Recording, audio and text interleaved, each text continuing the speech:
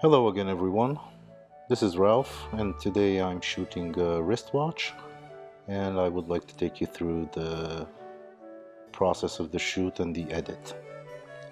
This is the watch that I'm shooting. It's placed on a black marble tile.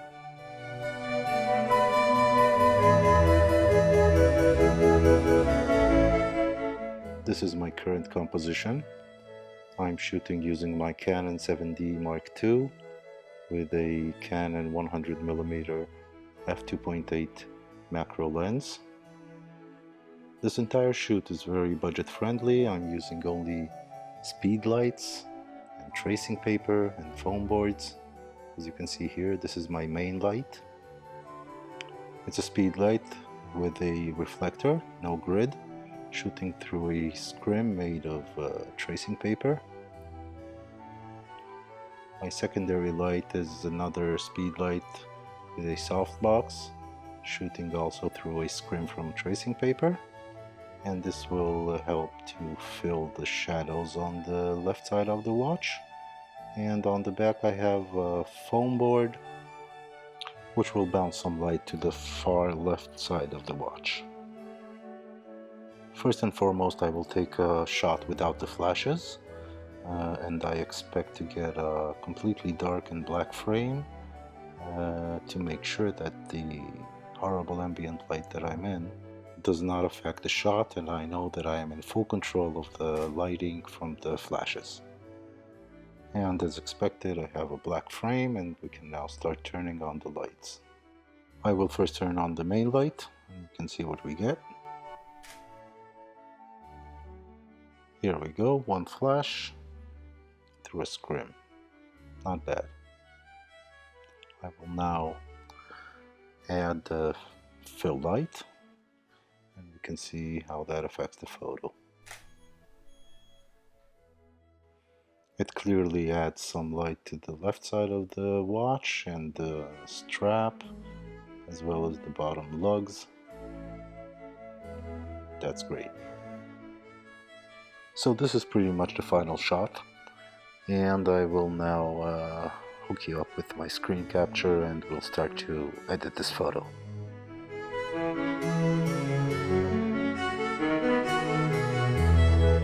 Welcome back. So these are the photos we've taken straight out of the camera. We're in Adobe Bridge, and I will now proceed to make initial edits in Camera Raw, and later we'll take it into Photoshop. Please note I will not be commenting on the entire edit process. Most of what I'm doing is very straightforward, and if you have basic understanding of Photoshop, you should understand what I'm doing. But if you have specific questions, please feel free to ask in the comments and I'll be happy to answer. I wouldn't want to bore you with lengthy cloning and healing and such, so some parts of this edit will be fast forwarded to keep the length of this video at base. The dial on the photo we took with the main light only is a little darker and has more depth and contrast to it, so I will be using both photos in Photoshop. I'll open them as layers. The base layer will be the one with both lights, and I will mask in the dial from the darker photo.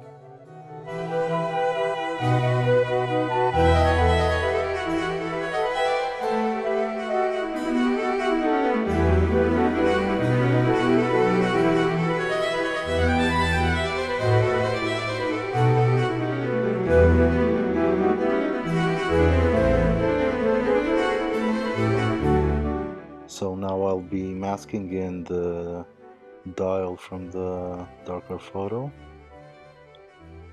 I made a layer mask and I'm only revealing with white the part that I want, and I'm happy that I did because I think it looks better.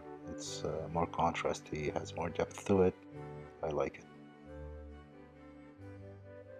That said, I think that the little window where you can see the mechanism through is maybe a little too dark, so I think I'll mask that specific part out of the darker photo, and so we'll be able to see it a little brighter from the photo with both lights.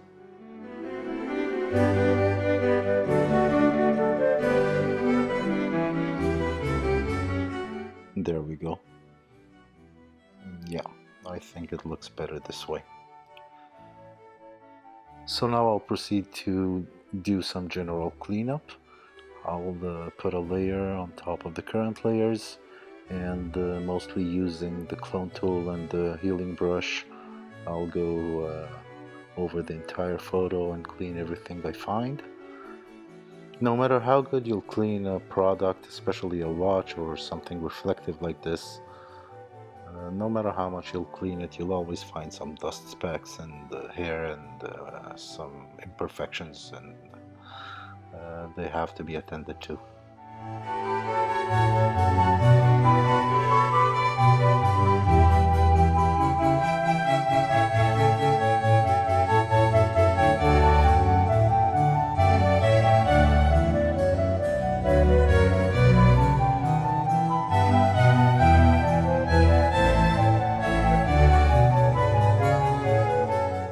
So this is pretty much cleanup done.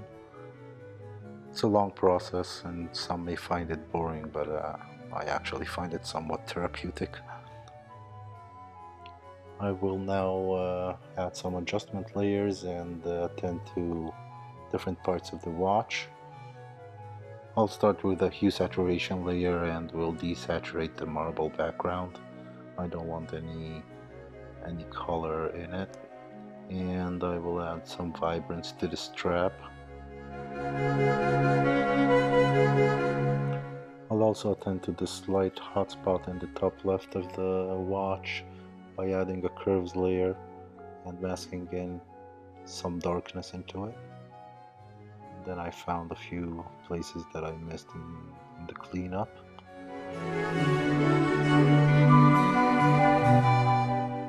And a 1:1 ratio crop at the request of the client.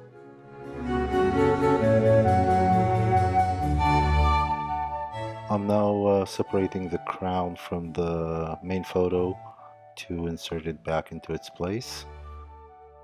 You might ask, why would I pull the crown in the first place? Well, it's common practice in the watch advertising industry to showcase the watches with the time showing 10 past 10. That way the minutes and seconds hands are spread apart in a way that will usually reveal the logo and will not obstruct it. But Ralph, you may ask in your infinite wisdom, this watch is not showing 10 past 10, and you'd be right.